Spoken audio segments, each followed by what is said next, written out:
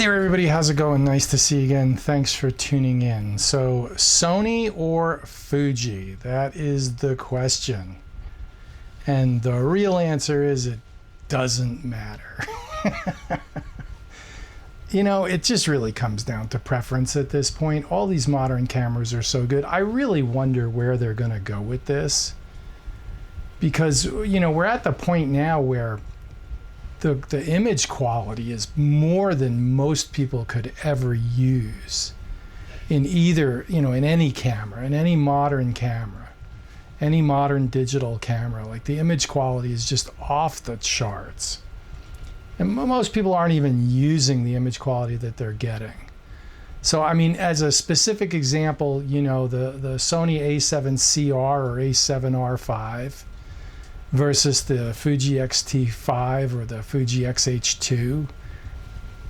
Yeah, 6 of one, half dozen of another. I do prefer, so it's weird, you know, and it really is 6 of one, half dozen of another. I do prefer the Fuji right out of the camera images in terms of, like, there's a smoothness and a tonality and color when I'm shooting color, but even in the black and whites, there's like a gradation thing that Fuji really nails, and I think it's the X-Trans sensor, to be honest. Where Sony is much harsher, like particularly in the black and white that I shoot, the Sonys tend to be much harsher. But on the other hand, when you get them into like DxO Photo Lab for post-processing, the Sony files, I really appreciate the resolution. And I can smooth out the Sony files, and I can manipulate them so that the images look right, or look more like the smoothness of the Fuji files or the tonality of the Fuji files. But I can't add resolution to the Fuji files. And you'd think that 40 megapixels would be enough. And it is to a certain extent. But, and I use the term smoothness to describe the Fuji files, I know that. But there's also another kind of smoothness. And that's the difference between the full frame sensor and the APS-C sensor. And I think that's tied in with the resolution. So the tonality of the Fuji files has a smoothness compared to a harshness of the Sony files. But when it comes to resolution, there's a harshness that the Fuji files have that the Sony files don't have. And that's because of the full frame sensor, not necessarily the megapixels, because the A7 C2 is only a 33 is only a 33 megapixel camera, but you don't have to sharpen it as much for it to look sharp. And so with the Fuji files, like in DxO Photo Lab, if you're familiar with that program, there's a thing called lens global sharpness. I think that's what it's called. And with the Fuji files, it's like you have to turn that on. You can turn it down a little bit, but you have to turn that on. With the Sony files, I don't turn that on at all. Okay, because the Sony files already start out at a sharpness level. The A7C2, A7CR, A7R5. So there is a look that the APS-C cameras have that the X-Trans sensor mitigates a bit, but I see it. I bought Ian Worth's print pack, and as great as his images are, and they were 11 by 14s, and you can see it in the prints, there's that APS-C look. And so for stills photography, even though I prefer the smoothness of the tonality and the colors or gradations of the black and white in the Fuji straight out of camera, at the end of the day, the Sonys give me a better print, and they give me a better image because of the full frame sensor and the resolution. So there is that. So the processing in the Sonys isn't as good, but I can take care of that in DxO. So it's a problem I can solve, and it's not that big a deal. Okay, I have to post-process the Fuji files too. Okay, I like the dials and the ergonomics of the Fuji cameras, and I like the number one thing I like the most about the Fuji cameras is the size of the lenses. The lenses are tiny, and when I want to travel fast and light, and for everyday carry, the really small lenses is really nice. With the Sonys, it's not so much. Like I have some smaller lenses, but like for the wide angle, the 20mm 2.8 Tamron could have been a smaller lens, but Tamron wanted to make them all the same size.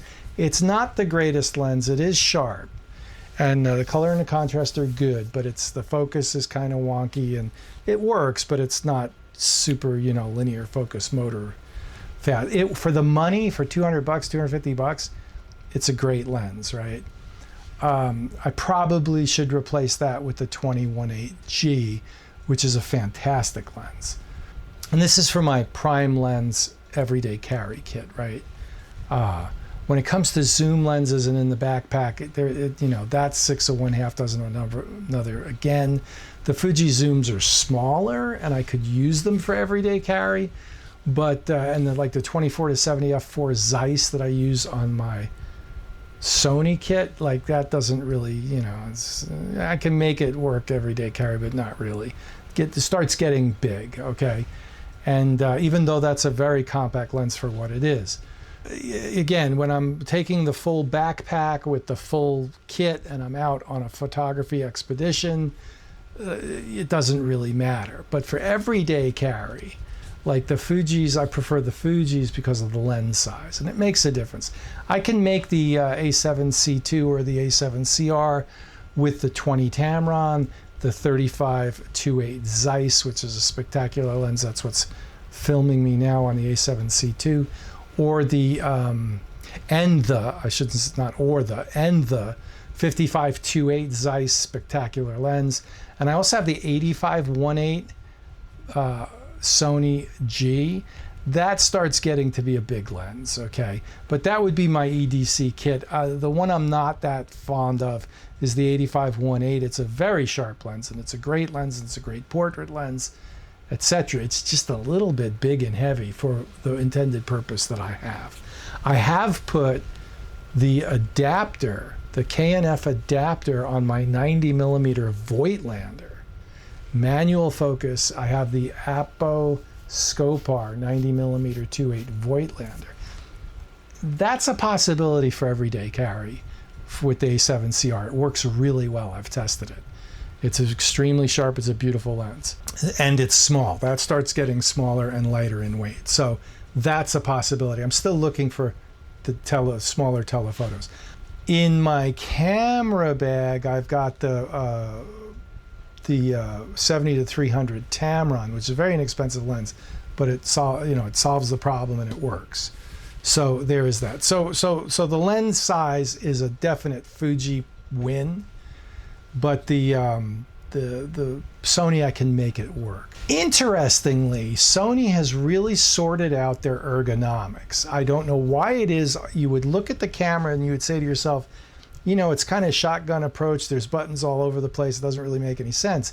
However, for some reason, I don't know why this is, you tend to remember what's where. And you tend to, like, it's laid out fairly well. It seems like there's no rhyme nor reason, but you get used to it fairly quickly. And the camera becomes pretty intuitive to use. All of them. And the one thing that Sony does that Fuji doesn't seem to do is in the generations like the A7C2, the A7CR, and the A7R5, they don't move the crap around too much. Okay? The ergonomics the buttons don't change. I mean, they change a little bit from the A7CR to the A7R5 and the A7C2. Okay, the A7C2 and the A7CR are the same. The A7R5 being a little bit different, it's a bigger camera, has a few extra buttons on it. But the buttons that they carried over do the same things, and they work. The controls are kind of similar. The real discord, the only real discord is on the A7R5. I don't like the fact that one wheel is a toggle switch that you can turn it on and off to lock the wheel, and the main mode dial switch on the camera is a press and hold and turn. That's annoying. That's an ergonomic faux pas that they've had for a while, and that, you know, is that worth upgrading to an A7R6? No.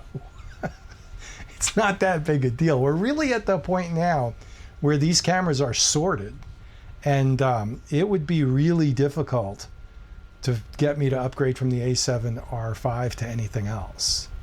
So the A7CR has some room, maybe. I don't know if I would upgrade though. Like 2 card slots, maybe, not really. So yeah, one of the things I have done is I've upgraded to the Type A cards, the CF Express Type A cards, the A7R5, and they're cool. You can get the prices have really come down. As a matter of fact, I think I got a per gear CF Express Type A card. I think it was 512 gigabytes for $140. So it's like 3 times faster than or 2 times faster at least, than 2.5 times faster, if you will, than the fastest SD cards. And it seems to be cheaper than the fastest SD cards. So go figure. So, and so far it seems to be working really well. So there is that. Now there is the problem of reader compatibility, etc., etc. But whatever, I've got a reader, it's not a big deal. So there you have it. Well, those are some thoughts on the Fuji versus Sony conundrum I have painted myself into a corner with right now. At the end of the day, I think I still prefer shooting with the Sonys. I know I definitely prefer the Sonys for videos, so there is that. And but then again, I tend to do all my video nowadays out in the field with the DJI Action 5, which seems to work just fine. So I don't know, but again, you know, it's 6 of one, half dozen of another. You can't go wrong either way. Thanks for watching. I threw in some photographs from the past to just help you enjoy this video. I want to get out there and I want to do some more work, but it's just tough. The summertime is just a rough time for photography for me, and I'm sure you guys have the same issues wherever you are. So please subscribe. What can I tell you? That's the #1 thing you can do to help me out, and I would really, really appreciate that.